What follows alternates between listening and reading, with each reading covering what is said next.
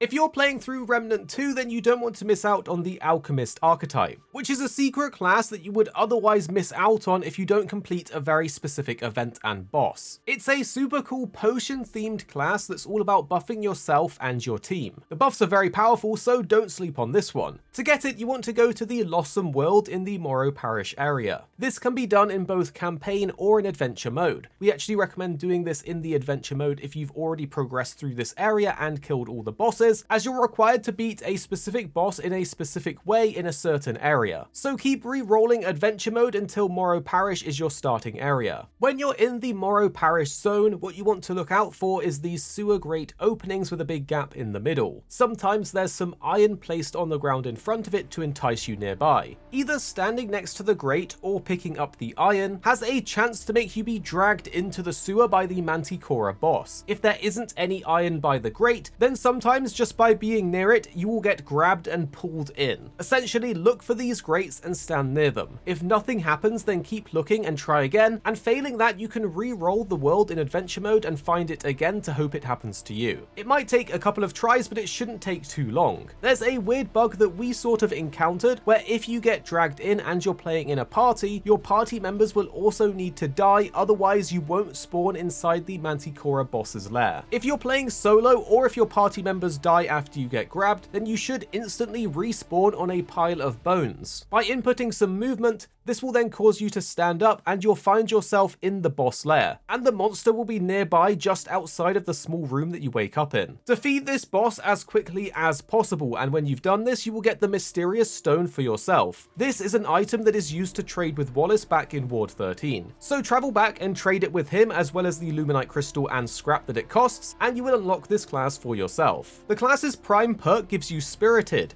which allows you as the Alchemist to have one additional concoction buff active. This is important because your skills are vials, and the first one is Stone Mist. This creates a mysterious vapor cloud which lasts for 10 seconds and applies any allies inside with stone skin. This reduces their incoming damage by 25% and lowers their stagger. It also greatly increases your blight build-up decay rate and makes the target immune to status effects and lasts 15 seconds. By pressing any of your vial skill inputs, you will slam them on the ground and that will create the effect around you. Or you can hold and release the skill to aim and throw the vial to use it at range. Your second skill is the Frenzy Dust, which creates a mysterious vapor cloud again for 10 seconds, which applies Frenzy to anyone that goes inside. This increases yourself and your teammates' rate of fire, reload speed, and melee speed, as well as their movement speed. And finally is the Elixir of Life, which in my opinion looks to be the best one. Again, it creates a mysterious vapor cloud for 10 seconds, but this time applies Living Will. This gives you health regeneration per second and protects you against fatal damage and can revive downed players. The only downside to this is that after an ally is revived by this skill, it cannot be affected by the Living Will buff for another 180 seconds. Your damaging perk is Liquid Courage that straight up gives you an increase to all damage, and your team perk is Panacea, which makes curative effects apply to all allies around you within 15 meters and gives you additional resistance. Your utility perk is Gold to Lead, which causes the scrap that you pick up to have a chance to award you with ammo. And your relic perk is Experimentalist, which causes your relic to apply a random buff on you for 30 seconds. But the trait card is really nice if you like to make use of the consumables in the game, as it gives you an increased percentage consumable duration. This class might be an absolutely awesome one to mix with the medic and to be a full support healer that grants buffs and heals to your teammates. It also might be one to try out with a summoner class, as you can probably apply these buffs to your summons. If you know anything awesome about this class or any great items that synergize with it, then tell us in the comments down below and we can all learn together as a community. And the two videos on screen now, we think you'll really enjoy if you did enjoy this one.